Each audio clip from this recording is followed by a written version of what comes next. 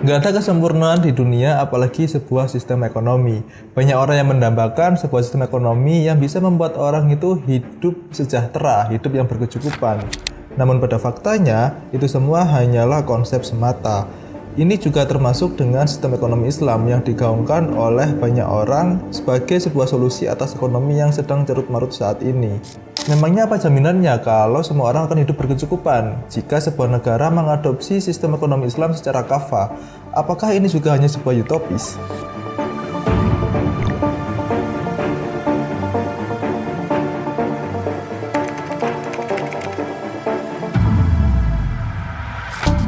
Berbicara tentang ekonomi memang nggak sesimpel yang terlihat. Bagi sebagian orang, melihat semua bisa merasa cukup, maka dirasa ekonomi itu sedang baik-baik aja. Tapi jauh di baliknya, ada banyak aspek yang harus diatur untuk bisa benar-benar terlihat baik-baik aja. Pada dasarnya, perkembangan ekonomi banyak dipengaruhi oleh dua hal, yaitu kondisi permintaan dan penawaran. Dua hal itu bergerak dinamis karena ada aspek yang menggerakkannya, yaitu tingkat kelangkaan. Mungkin ini masih debatable, tapi sebagian besar orang meyakini bahwa kebutuhan manusia sifatnya nggak terbatas, sedangkan sumber daya yang ada itu terbatas. Inilah yang menjadi dasar lahirnya ilmu ekonomi, yaitu untuk mencari cara bagaimana mempertemukan tingkat sumber daya yang terbatas ke kebutuhan manusia yang sifatnya nggak terbatas sampai mencapai yang namanya kesejahteraan. Kita saat ini hidup sebagai masyarakat bernegara, sehingga dalam menjalankan aktivitas ekonomi harus tunduk pada peraturan negara yang berlaku. Karenanya sistem ekonomi itu berada pada level tatanan kenegaraan. Ini membuat kewajiban suatu negara harus menjamin kesejahteraan masyarakatnya. Untuk mencapai itu, setiap negara itu punya caranya masing-masing dalam mengimplementasi sebuah sistem ekonomi berdasarkan idealisme yang dianut. Idealisme ekonomi sendiri banyak dikenal terpecah menjadi dua, yaitu sayap kiri dan kanan atau biasa disebut sosialis dan kapitalis. Salah satu perbedaan dari dua idealisme itu adalah keikutsertaan dalam mengatur mekanisme pasar. Paham sosialis merasa bahwa untuk mencapai kesejahteraan maka perlu ada pihak yang melakukan intervensi dan mengatur agar mekanisme pasar yang berjalan dapat sesuai dengan yang diharapkan. Berbeda dengan paham kapitalis yang menyerahkan sepenuhnya kepada mekanisme pasar, biarkan permintaan dan penawaran tercipta senatural mungkin. Kedua paham ini memiliki konsekuensinya masing-masing.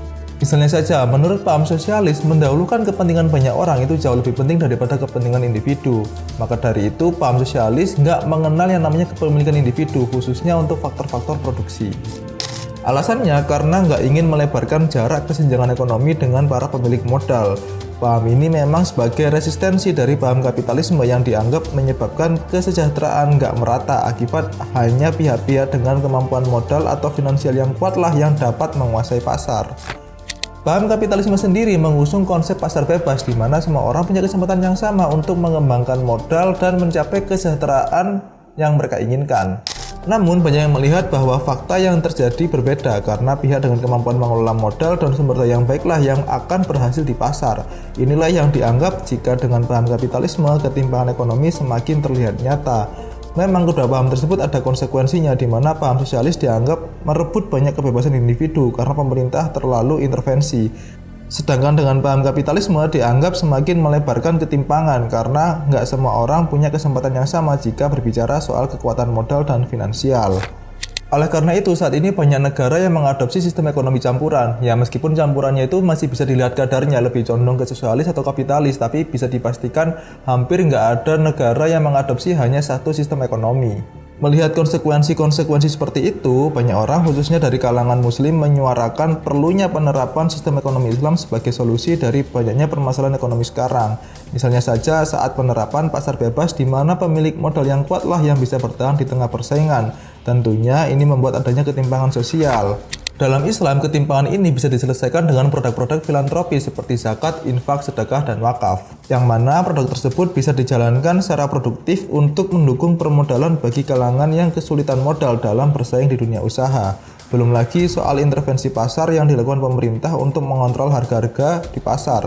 Biasanya dengan melakukan impor untuk menjaga keseimbangan permintaan dan penawaran. Dalam prosesnya, nggak sedikit ada bantuan subsidi yang diambil dari hutang negara yang mana hutangnya itu berbunga. Tentu ini dikritisi karena kita tahu dalam konsep ekonomi Islam, bunga itu diharamkan karena sama dengan riba. Banyak yang berpendapat hal seperti itu sebenarnya bisa diselesaikan dengan opsional pembiayaan lain dengan mekanisme yang syariah.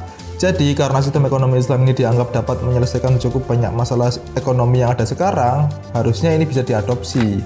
Itu kata sebagian orang. Pertanyaannya, apakah pernah ada track record sebuah negara yang mengadopsi sistem ekonomi Islam secara penuh dan masyarakatnya semuanya hidup sejahtera?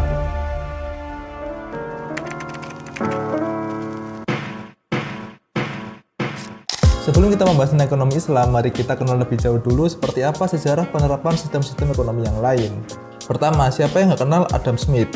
Mungkin sewaktu kita sekolah sudah dikenalkan bapak satu ini sebagai bapak ekonomi karena karyanya yang dianggap cukup revolusioner yang berjudul Wealth of Nations. Karyanya ini dianggap sebagai pondasi dari pemikiran kapitalisme karena berisikan pemikiran mengenai kebebasan individu dalam menyimpan kekayaan mereka sendiri. Salah satu pemikiran yang menarik dari Adam Smith yaitu tentang tangan yang tak terlihat. Menurut Adam Smith, pemerintah atau otoritas terkait nggak perlu melakukan intervensi terlalu jauh ke pasar karena ketika pasar dibiarkan beroperasi tanpa campur tangan dari otoritas tertentu akan mengarah pada alokasi sumber daya yang paling efisien seakan dipandu oleh tangan yang tak terlihat. Masih ingat dengan konsep dasar ekonomi tentang permintaan dan penawaran? Nah, menurut Adam Smith, tanpa perlu diintervensi, pasar akan selalu mencari keseimbangannya sendiri dengan cara yang paling efisien. Yang melatar belakangi Adam Smith membuat karya seperti itu adalah kritikannya terhadap paham merkantilisme yang dianggap mengutamakan akumulasi kekayaan negara tapi membatasi kebebasan individu untuk mencapai level kemakmuran tertentu.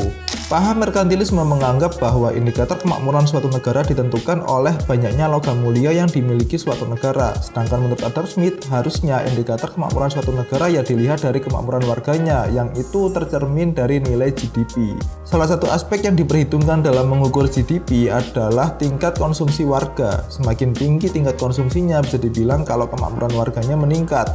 Selain itu, mendorong surplus perdagangan luar negeri, sehingga pasar bebas diperlukan untuk menjadikan negara itu makmur. Dan akhirnya pemikiran Adam Smith mulai diadopsi oleh banyak negara, utamanya ditandai setelah adanya revolusi industri. Saat itu terjadi transisi dari metode produksi tradisional yang sebagian besar berbasis tenaga kerja manual dan alat sederhana ke bentuk produksi yang lebih banyak mengandalkan mesin. Tentu ini efek terjadinya pasar bebas yang mendorong para pelaku pasar memikirkan cara paling efisien untuk memenangkan kompetisi. Periode revolusi industri ini merupakan periode paling penting dalam sejarah manusia karena cukup banyak merubah tatanan industri dan sosial ekonomi dalam jangka panjang. Misalnya saja, sejak revolusi industri, tingkat urbanisasi meningkat drastis karena orang-orang ingin bekerja ke pabrik demi mendapatkan tingkat kehidupan yang lebih baik. Dengan adanya revolusi industri, pertumbuhan ekonomi benar-benar mampu tumbuh lebih cepat karena adanya peningkatan kapasitas produksi dan efisiensi dalam distribusi produk. Namun, masalah yang ditimbulkan juga tetap ada, seperti kondisi tenaga kerja yang buruk karena seakan dipaksa untuk kerja lebih banyak demi memaksimalkan kapasitas produksi. Belum lagi masalah kesehatan yang timbul akibat industrialisasi yang sangat cepat dan nggak terkontrol. Inilah yang dikritisi oleh para penganut paham sosialis. Karena harusnya ada otoritas yang intervensi mengatur agar persebaran kemakmuran tetap bisa merata dan menghindari eksploitasi yang berlebihan. Paham sosialisme sendiri dipopulerkan oleh Karl Marx, bahkan dulu dikenalnya sebagai Marxisme. Karya yang populer dari Karl Marx berjudul Das Kapital berisikan poin-poin kritikan terhadap paham kapitalisme. Salah satu kritikan utama dari Marx yaitu paham kapitalisme membuat kondisi para kelas pekerja ini nggak memiliki sarana produksi sehingga yang dijual adalah tenaga kerja mereka ke para pemilik modal yang mana mereka mengendalikan proses produksi dan tingkat keuntungan yang ingin mereka dapatkan sehingga berpotensi melakukan eksploitasi pekerja. Semakin banyak keuntungan didapatkan, maka memperbesar akumulasi modal yang digunakan untuk meningkatkan kapasitas produksi dan berpotensi menguasai pasar. Ini membuat semua orang nggak memiliki kesempatan yang sama dalam peta persaingan industri. Makanya lahir ideologi sosialisme yang menjadi resistensi dari paham kapitalisme, di mana sosialisme menekankan bahwa kontrol atas sumber daya dan produksi nggak boleh di bawah individu atau swasta, melainkan diatur melalui mekanisme pemerintah. Tujuan utamanya yaitu kesetaraan sosial dan ekonomi. Paham sosialisme ini berkembang lebih cepat sejak adanya revolusi Rusia di tahun 1917. Namun, paham sosialisme tentu juga ada kelemahannya karena benar-benar mengorbankan kebebasan individu yang ini membuat hilangnya semangat untuk memaksimalkan potensi diri dalam mencapai tingkat kesejahteraan tertentu. Maka dari itu, banyak negara yang menerapkan sistem ekonomi campuran untuk mencari titik tengah kestabilan dari kedua paham itu. Menurut sebagian orang, justru kestabilan itu ada pada sistem ekonomi Islam. Nama lain dari ekonomi Islam itu sendiri adalah al-iqtisad, atau jika diartikan artinya tengah-tengah. Dalam perkembangan pahamnya ada beberapa mazhab yang lahir. Misalnya mazhab iqtisaduna yang menganggap sebenarnya sumber daya itu bukannya terbatas karena Allah sudah menciptakan segala sesuatunya dalam ukuran setepat-tepatnya. Seperti apa yang tertulis di Quran surat Al-Qamar ayat 49. Begitupun mazhab ini menolak bahwa keinginan manusia itu nggak terbatas karena ada konsep marginal utility.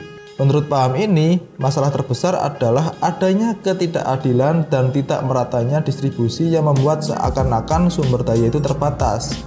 Selain iqtisaduna, ada juga mazhab mainstream yang mengafirmasi konsep dasar ekonomi terkait sumber daya alam yang terbatas. Karena itu juga ada dalilnya, yaitu di Quran surat Al-Baqarah ayat 155. Ada juga mazhab alternatif kritis yang mengkritisi pemikiran-pemikiran sebelumnya, bahkan mengkritisi konsep ekonomi Islam itu sendiri. Karena menurutnya Islam itu pasti benar, tapi ekonomi Islam belum tentu benar. Konsep ekonomi Islam itu sendiri tetap berdasarkan interpretasi dari manusia, yang mana itu bisa aja salah. Nah, dari ketiga mazhab ini sebenarnya gimana sih konsep ekonomi Islam itu?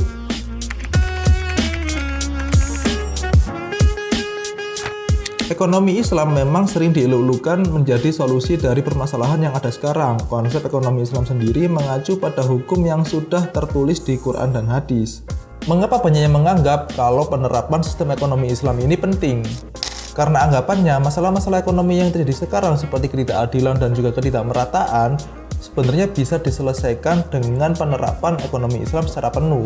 Jika paham kapitalisme menganggap bahwa sebaiknya diberikan kebebasan bagi individu untuk mengelola kekayaan mereka dan mencapai kesejahteraan di level yang mereka tentukan sendiri, sedangkan paham sosialisme menganggap bahwa otoritas seperti negara perlu turun tangan untuk mengatur agar terciptanya pemerataan kesejahteraan, maka ekonomi Islam memberikan kebebasan bagi individu untuk berikhtiar sebaik mungkin dalam mencapai level kesejahteraan mereka. Tetapi mereka dipaksa untuk nggak lupa bahwa harta yang telah didapatkan bukan hak milik mereka sepenuhnya, melainkan milik Allah, dan Allah telah menetapkan bahwa dari sebagian harta itu harus ada yang didistribusikan sehingga pemerataan kesejahteraan masih bisa dicapai.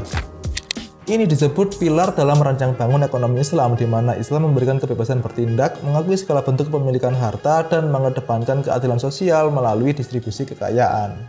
Namun pada faktanya, penerapan semua itu masih sangatlah sulit, bahkan di masa pemerintahan Islam itu sendiri. Di masa Khalifah Abu Bakar aja sampai harus benar-benar memerangi orang yang nggak mau bayar zakat. Tingkat kemiskinan nggak benar-benar nol, bahkan saat masa Rasulullah Muhammad SAW sekalipun. Buktinya pernah ada golongan yang miskin yang datang menemui Rasul karena galau susahnya menambah pahala ibadah jika itu berbicara soal sedekah dan memerdekakan budak, berbeda dengan golongan orang kaya.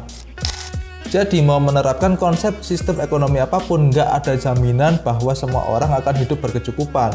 Namun bisa aja dengan penerapan prinsip-prinsip dasar ekonomi Islam bukan menghilangkan masalah, tapi mengurangi masalah.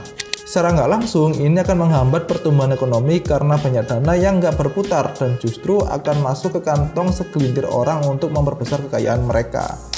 Ya, begitulah, ekonomi Islam bisa jadi bukanlah sebuah solusi untuk menghilangkan permasalahan, tapi bisa aja mengurangi masalah yang ada untuk membuat kondisi ekonomi yang lebih baik.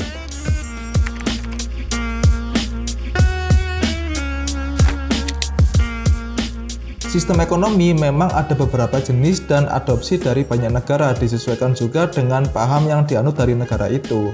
Tapi jika pertanyaannya apakah dengan penerapan sistem ekonomi Islam ini dapat membuat kondisi ekonomi yang lebih baik, tentu banyak faktor yang masih harus dilakukan kajian lebih lanjut. Namun pada praktek yang pernah berjalan, penerapan sistem ekonomi Islam nggak menjamin bahwa semua orang akan berada pada kondisi hidup yang selalu baik. Konsep ekonomi Islam sendiri memang lebih banyak dari hasil interpretasi manusia sehingga nggak dapat dipastikan akan selalu benar. Kembali lagi, ini berbicara soal muamalah, di mana dalam muamalah itu menjunjung tinggi soal fleksibilitas dalam berperilaku selama belum ada hukum yang melarang. Bagaimana kalau menurutmu? Apakah penerapan sistem ekonomi Islam secara penuh dapat membuat kondisi ekonomi yang lebih baik, atau justru ini hanya sebuah utopis belaka? Sampai ketemu di konten pembahasan berikutnya. See ya!